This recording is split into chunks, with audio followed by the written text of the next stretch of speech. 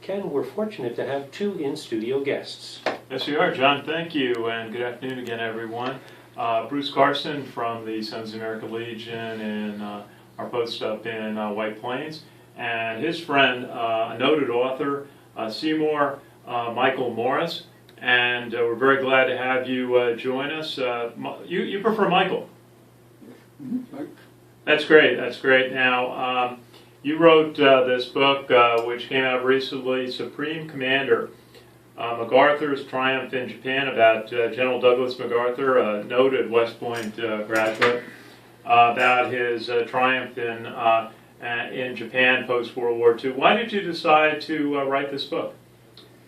Well, after our fiasco in Iraq, where we had so much difficulty trying to bring peace to the Middle East, it seemed appropriate to take a look at the one case in American history where a military occupation had been successful. Okay, and you go through a little bit about General MacArthur's origins as an officer, his days at West Point. He was a big Army football fan, really thought that was important. He became a superintendent. Tell us a little bit about his origins, his growing up, early days in the Army. Well, he went to West Point, graduated first in his class at West Point. He had the highest academic average in the history of West Point, tied with General President Robert E. Lee.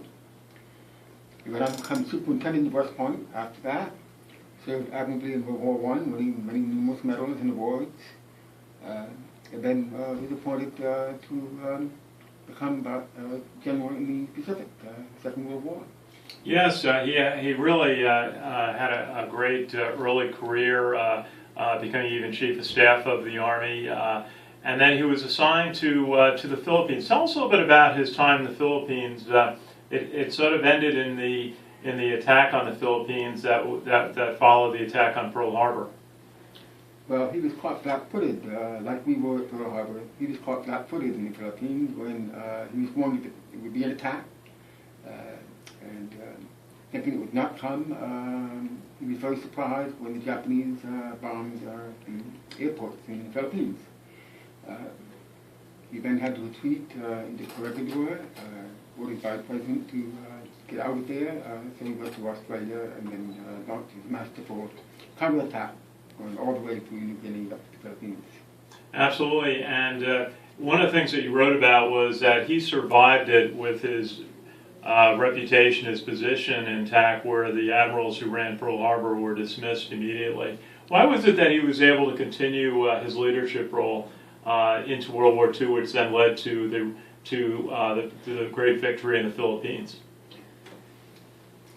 Well, many people have often wondered why he was not court-martialed after he was surprised in the Philippines. In fact, many people were even surprised he received the Medal of Honor shortly thereafter for his work there. He was received the Medal of Honor because, quite frankly, President Roosevelt and the military were so aghast at what was going on that they desperately needed some good news. So they gave MacArthur a second chance, because to have terminated him would have a horrible effect on American military morale.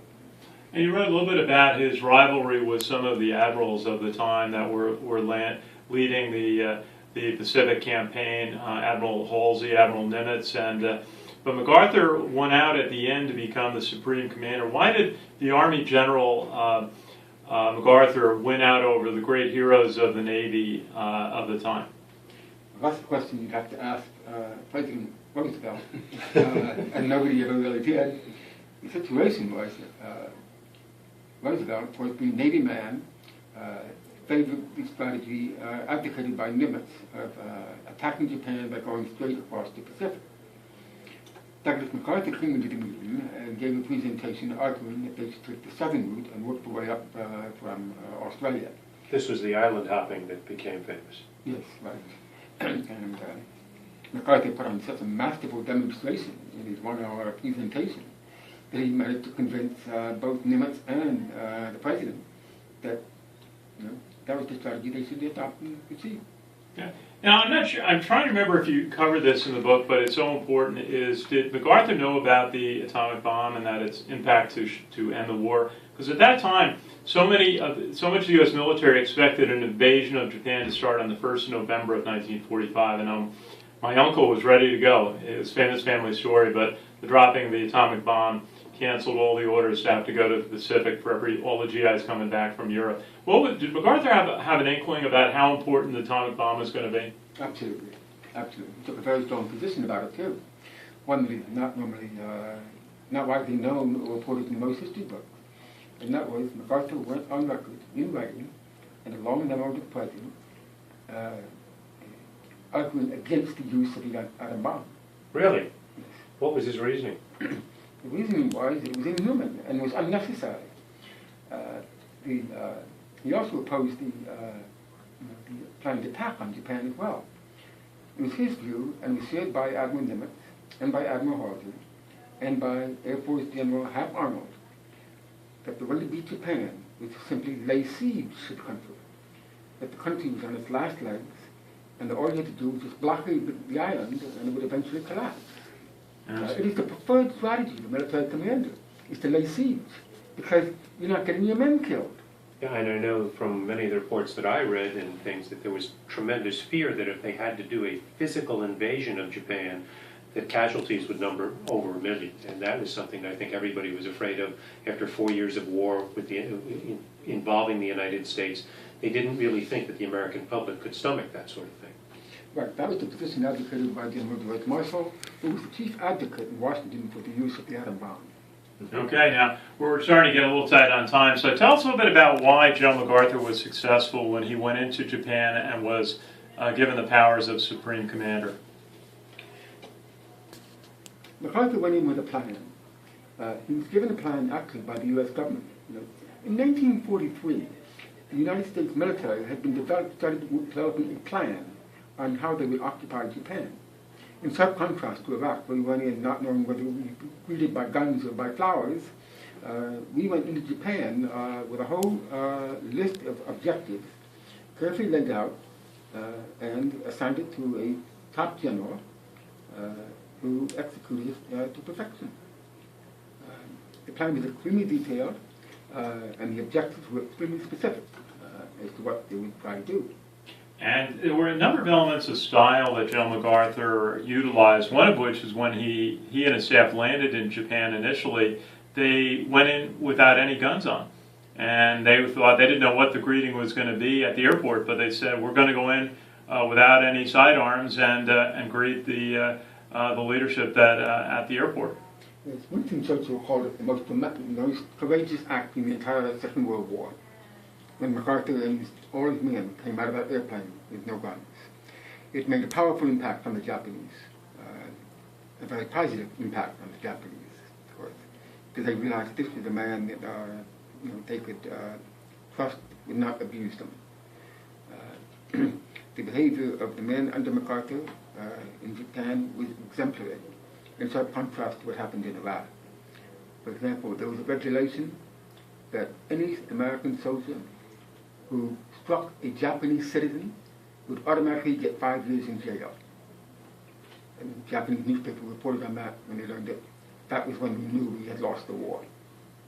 And we're talking with Seymour Michael Morris, who is the author of a new book, Supreme Commander MacArthur's Triumph in Japan. I just bought it again on Kindle today, and it's a very engaging book, very well written, very easy to read.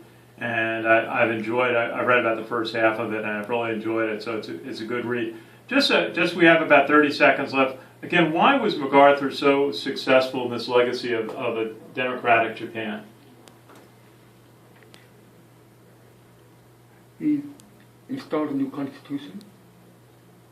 He gave women in Japan rights that are even more advanced than any country in the world. He eliminated militarism. He set up a democratic government, freed the political prisoners, and achieved his foremost objective, which was to keep the Russians out. He realized that the real enemy in Japan was not the Japanese, it was the Russians. and he helped keep them away. And Well- saved Japan and saved all of Southeast Asia. Well, it's a fascinating book, Supreme Commander, MacArthur's Triumph in Japan by Seymour Michael Morris. And thank you so much for joining us here on Sons of the American Legion Radio. Thank you for your efforts in telling this very important story. My pleasure. Thank you. John, great to have our guest with us today, and we'll have a recording of this up on our Facebook page, Sons of the American Legion Radio.